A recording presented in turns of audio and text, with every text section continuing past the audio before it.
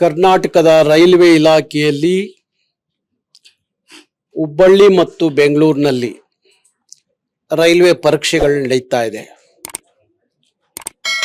ಆ ರೈಲ್ವೆ ಪರೀಕ್ಷೆಗಳಲ್ಲಿ ಈಗ ರೈಲ್ವೆ ಇಲಾಖೆಯಲ್ಲಿ ಕೆಲಸ ಮಾಡ್ತಿರುವಂಥ ಉದ್ಯೋಗಿಗಳಿಗೋಸ್ಕರ ನಡೆಯುವಂಥ ಪರೀಕ್ಷೆ ಅಂದರೆ ಗೂಡ್ಸ್ ರೈಲ್ವೆ ಮ್ಯಾನೇಜರು ಅದಕ್ಕೆ ಭರ್ತಿಯನ್ನು ನೀಡುವಂಥ ಒಂದು ಪರೀಕ್ಷೆ. ಆ ಪರೀಕ್ಷೆಯನ್ನು ಇತ್ತೀಚಿನ ದಿನಗಳಲ್ಲಿ ನಾವು ಒಂದು ಕೇಂದ್ರ ಸರ್ಕಾರದ ರೈಲ್ವೆ ಅಧಿಕಾರಿಗಳು ಭೇಟಿ ಮಾಡಿದಾಗ ಕನ್ನಡದಲ್ಲೂ ಪರೀಕ್ಷೆ ಬರೀಲಿಕ್ಕೆ ಅವಕಾಶ ಕೊಡ್ತೀವಿ ಅಂತ ಹೇಳಿದ್ರು. ಅದಕ್ಕಾಗಿ ಅವತ್ತು ನಮ್ಮ ಪ್ರತಿಭಟನೆಯನ್ನು ವಾಪಸ್ ಪಡೆದಿದ್ದು. ಈಗ ಕನ್ನಡವನ್ನು ಕೈಬಿಟ್ಟು ನಾಳೆ ರೈಲ್ವೆ ಇಲಾಖೆ ಹಿಂದಿ ಮತ್ತು ಇಂಗ್ಲಿಷಲ್ಲಿ ಮಾತ್ರ ಪರೀಕ್ಷೆ ಬರೀಲಿಕ್ಕೆ ಹೊರಟಿದೆ. ಹಿಂದಿ ಇಂಗ್ಲಿಷ್ನಲ್ಲಿ ಪರೀಕ್ಷೆ ಬರೀಲಿಕ್ಕೆ ಅವಕಾಶ ಇದ್ದರೆ ಅದು ನಮ್ಮ ನೆಲದ ಮಕ್ಕಳಿಗೆ ಅನ್ಯಾಯ ಆಗತ್ತೆ. ಅದಕ್ಕೋಸ್ಕರ ಕನ್ನಡದಲ್ಲೂ ಪರೀಕ್ಷೆ ಬರೀಲಿಕ್ಕೆ ಅವಕಾಶ ಕೊಡಬೇಕು ಅನ್ನೋದು ನಮ್ಮ ಹೋರಾಟ. ನಾಳೆ ಬೆಂಗಳೂರಿನಲ್ಲಿ 194 ಉದ್ಯೋಗ, ಹುಬ್ಬಳ್ಳಿಯಲ್ಲಿ 101 ಉದ್ಯೋಗಕ್ಕೆ ನಡೀತಿರುವಂಥ ಗೂಡ್ಸ್ ರೈಲ್ವೆ ಮ್ಯಾನೇಜರ್ ಉದ್ಯೋಗ. ಅದಕ್ಕಾಗಿ ನಾವು ಕೇಂದ್ರದ ಮೇಲೆ ಭಾರಿ ದಿನಗಳಿಂದ ಒತ್ತಡ ಹಾಕ್ಕೊಂಡೇ ಬಂದಿದ್ದೀವಿ. ಯಾವುದೇ ರಾಜ್ಯದಲ್ಲಿ ರೈಲ್ವೆ ಇಲಾಖೆಯಲ್ಲಿ ಪರೀಕ್ಷೆ ಮಾಡುವಾಗ ಆ ರಾಜ್ಯ ಭಾಷೆಯಲ್ಲೂ ಬರೀಲಿಕ್ಕೆ ಅವಕಾಶ ಸಿಗಬೇಕು. ಕರ್ನಾಟಕದಲ್ಲಿ ಕನ್ನಡ, ತಮಿಳುನಾಡಲ್ಲಿ ತಮಿಳು, ಆಂಧ್ರದಲ್ಲಿ ತೆಲುಗು, ಈ ಥರ ಆ ರಾಜ್ಯ ಭಾಷೆಗಳಿಗೆ ಮಹತ್ವ ಕೊಟ್ಟು ಆ ರಾಜ್ಯ ಭಾಷೆಯಲ್ಲೂ ರೈಲ್ವೆಯ ಪರೀಕ್ಷೆಗಳನ್ನು ಬರೀಲಿಕ್ಕೆ ಅವಕಾಶ ಕೊಡಬೇಕು ಅನ್ನೋದು ಕರ್ನಾಟಕ ರಕ್ಷಣಾ ವೇದಿಕೆಯ ಉದ್ದೇಶ. ಆದರೆ ಬರೀ ಹಿಂದಿ ಭಾಷಿಕರಿಗೆ ಅನುಕೂಲ ಆಗಲಿ ಎನ್ನುವ ಹಿಂದಿ ರಾಜ್ಯಗಳಿಂದ ಬಂದ ಅಧಿಕಾರಿಗಳ ಹುನ್ನಾರ ಎಷ್ಟರ ಮಟ್ಟಿಗೆ ನಡೆಯುತ್ತೆ ಪ್ರತಿ ಸಂದರ್ಭದಲ್ಲೂ ಅಂದ್ರೆ ಕೇವಲ ತರಾತುರಿಯಲ್ಲಿ ಪರೀಕ್ಷೆಗಳನ್ನು ಮಾಡೋದು, ಅಲ್ಲಿಂದ ಉತ್ತರ ಭಾರತೀಯರು ಬಂದು ಇಲ್ಲಿ ಪರೀಕ್ಷೆ ಬರೆಯೋದು, ಅವ್ರಿಗೆ ಹಿಂದಿ ಭಾಷೆ ಅನುಕೂಲ ಇರೋದ್ರಿಂದ, ಹಿಂದಿ ಅವ್ರ ಭಾಷೆ ಆಗಿರೋದ್ರಿಂದ ಅವರಿಗೆ ಪ್ರಶ್ನೆಗಳ ಅರ್ಥ ಆಗುತ್ತೆ, ಉತ್ತರವನ್ನು ಬರೀತಾರೆ. ನಮ್ಮ ಇಲ್ಲಿಯ ಮಕ್ಕಳಿಗೆ ಕನಿಷ್ಠ ಇಂಗ್ಲಿಷಲ್ಲೂ ಕಷ್ಟ ಆಗುತ್ತೆ, ಹಿಂದಿ ಅಂತೂ ಗೊತ್ತೇ ಇಲ್ಲ.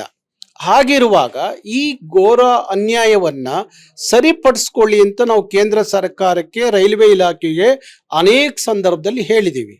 ಆದರೂ ಇವತ್ತರೆಗೂ ಕೇಂದ್ರ ಸರ್ಕಾರ ಆ ಕ್ಷಣದಲ್ಲಿ ಇಲ್ಲ, ಇನ್ಮೇಲೆ ಎಲ್ಲ ರಾಜ್ಯ ಭಾಷೆಗಳಲ್ಲಿ, ಮೊನ್ನೆ ನಾವು ಪ್ರತಿಭಟನೆ ಮಾಡಿದಂಥ ಸಂದರ್ಭದಲ್ಲಿ ಸುಮಾರು 13 ಭಾಷೆಗಳಲ್ಲಿ ರೈಲ್ವೆ ಪರೀಕ್ಷೆ ಬರೆಯುವಂಥ ಅವಕಾಶ ಇದೆ ಅಂತ ಹೇಳಿ ಘೋಷಣೆ ಮಾಡ್ತು. ಅಲ್ಲಿ ಎಲ್ಲೋಯ್ತು ಕನ್ನಡ? ಎಲ್ಲೋಯ್ತು?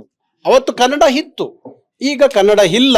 ಈಗ ಕೇವಲ 2 ಭಾಷೆಯಲ್ಲಿ ಬರೀರಿ ಎಂದರೆ ಈ ತಾರತಮ್ಯ ಯಾಕೆ?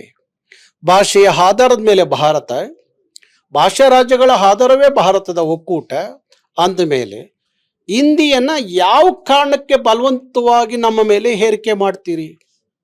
ರಾಷ್ಟ್ರ ಭಾಷೆ ಅಂತ ಕೆಲವು ದಿನದಿಂದ ಹೇಳ್ಕೊಂಡು ಬಂದ್ರಿ, ಆದರೆ ಹಿಂದಿ ರಾಷ್ಟ್ರ ಭಾಷೆ ಅಲ್ಲ ಅನ್ನೋದು ಅರಿವಾದ ಮೇಲೆ ಈಗ ಮತ್ತೆ ಅದೇ ದಬ್ಬಾಳಿಕೆ ಹೇರಿಕೆ ಮಾಡೋದಾದರೆ ಇದನ್ನು ಸಹಿಸೋದು ಹೇಗೆ?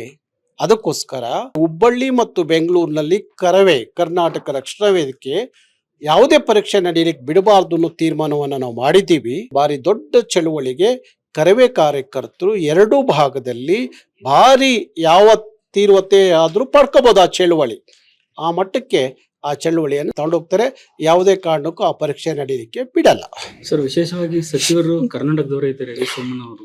ತಾವು ಕೂಡ ಅವ್ರನ್ನ ಭೇಟಿ ಮಾಡಿ. ಸೋಮಣ್ಣವರು ಸ್ಟೇಟ್ ಸಚಿವರು ಇದ್ದಾರೆ, ಪ್ರಹ್ಲಾದ್ ಜೋಶಿ ಅವರು ಇದ್ದಾರೆ, ಕುಮಾರಸ್ವಾಮಿ ಅವರು ಇದ್ದಾರೆ.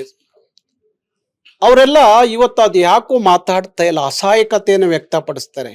ಈ ಹಿಂದಿ ಭಾಷೆ ಅಧಿಕಾರಿಗಳು ಮುಂದೆ ನಮ್ದೇನು ನಡೆಯಲ್ಲ ಅನ್ನೋ ಥರ ಅಸಹಾಯಕತೆ ವ್ಯಕ್ತಪಡಿಸೋದಾದರೆ ಯಾಕಿರ್ಬೇಕು ಅಧಿಕಾರದಲ್ಲಿ?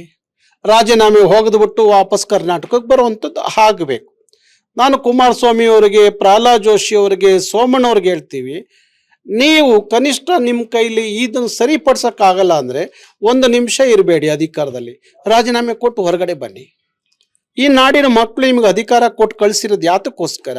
ನಮ್ಮ ರಾಜ್ಯಕ್ಕಾಗೋ ಅನ್ಯಾಯವನ್ನು ತಡಿಬೇಕು ಅನ್ನೋ ಕಾರಣಕ್ಕೋಸ್ಕರ.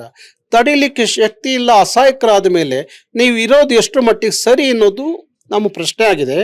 ಹಾಗಾಗಿ ಎಲ್ಲ ಸಚಿವರು ರಾಜೀನಾಮೆ ಕೊಟ್ಟು ವಾಪಸ್ ಕರ್ನಾಟಕ ಬಂದರೆ ಭಾರಿ ಒಳ್ಳೆಯದು ಅನ್ನೋದು ಕೋರಿಕೆ ನಂದು. ಹಾಗೆ ನಮ್ಮ ಸಂಸದರು, ಇಷ್ಟೊಂದು ಜನ ನಮ್ಮ ಸಂಸದರಿದ್ದೀರಲ್ಲ, ನೀವು ಎಲ್ಲೂ ಮಾತಾಡೋದಿಲ್ಲ. ಇಂಥ ಸಂದರ್ಭ ಬಂದಾಗ ಮೌನಿಗಳಾಗ್ಬಿಡ್ತೀರಿ. ಹಾಗಾದ್ರೆ ನಿಮ್ಮ ಆಯ್ಕೆ ಯಾತಕ್ಕೋಸ್ಕರ ಜನ ನಿಮ್ಮನ್ನು ಆಯ್ಕೆ ಮಾಡಿ ಕೇಂದ್ರಕ್ಕೆ ಕಳಿಸಿದ್ದಾರೆ. ಹಾಗಾಗಿ ನೀವು ಕನಿಷ್ಠ ಈಗಲಾದ್ರೂ ಈ ಪಕ್ಷ ಮರೆತು BJP, ಕಾಂಗ್ರೆಸ್ಸು, JDS ಅನ್ನೋದು ಬಿಟ್ಟು ಕರ್ನಾಟಕದ ಹಿತಶಕ್ತಿಗಾಗಿ, ಕರ್ನಾಟಕದ ಮಕ್ಕಳ ಭವಿಷ್ಯದ ಬದುಕಿನ ಕಾರಣಕ್ಕಾದರೂ ಒಗ್ಗೂಡಿ ಇಂಥ ಸಂದರ್ಭದೊಳೆ ಜೊತೆಯಲ್ಲಿ ನಿಂತು ಕರ್ನಾಟಕದ ಪರವಾಗಿ ಧ್ವನಿ ಎತ್ತುವಂಥದ್ದು ಆಗಬೇಕು. ಅದು ಆಗದೆ ಹೋದ ಮೇಲೆ ನೀವು ಅಷ್ಟೇ ಸಂಸದರು ಯಾಕಿದ್ದೀರಪ್ಪ, ರಾಜೀನಾಮೆ ಹೋಗದು ಬಿಟ್ಟು ಬನ್ನಿ. ಅದೇ ಯಾವುದಾದ್ರೂ ತಮಿಳ್ನಾಡಲ್ಲೋ ಬೇರೆ ಕಡೆ ಆಗಿದ್ರೆ ಅವರು ಒಂದು ಕ್ಷಣ ಇರ್ತಿರ್ಲಿಲ್ಲ. ನಿಮಗೆ ಸ್ವಾಭಿಮಾನ ಇದ್ರೆ ಆ ಕ್ಷಣ ನಾಳೆ ಅಂತ ಅನ್ಕೊಳ್ಳಿ. ಅನ್ಯಾಯ ಆದರೆ ಕರ್ನಾಟಕದ ಮಕ್ಕಳಿಗೆ ನಾವು ಇರೋದಿಲ್ಲ ಅಧಿಕಾರದಲ್ಲಿ ಅಂತ ಹೇಳಿ ರಾಜೀನಾಮೆ ಕೊಟ್ಟು ಬನ್ನಿ ಅಂತೇಳಿ ಒತ್ತಾಯಿಸ್ತೇನೆ. ಲೇಟೆಸ್ಟ್ ಹಾಗೂ ಇಂಟ್ರೆಸ್ಟಿಂಗ್ ಸುದ್ದಿಗಳಿಗಾಗಿ ಬಾಸ್ ಟಿವಿ ಕನ್ನಡ ಚಾನೆಲ್ನ ಸಬ್ಸ್ಕ್ರೈಬ್ ಮಾಡಿ. ಹಾಗೆಯೇ ಬೆಲ್ ಐಕಾನ್ ಪ್ರೆಸ್ ಮಾಡಿ. ಇದರ ಜೊತೆಗೆ ಫೇಸ್ಬುಕ್, ಇನ್ಸ್ಟಾಗ್ರಾಮ್, ಎಕ್ಸ್ ನಲ್ಲೂ ಮಿಸ್ ಮಾಡದೆ ಫಾಲೋ ಮಾಡಿ.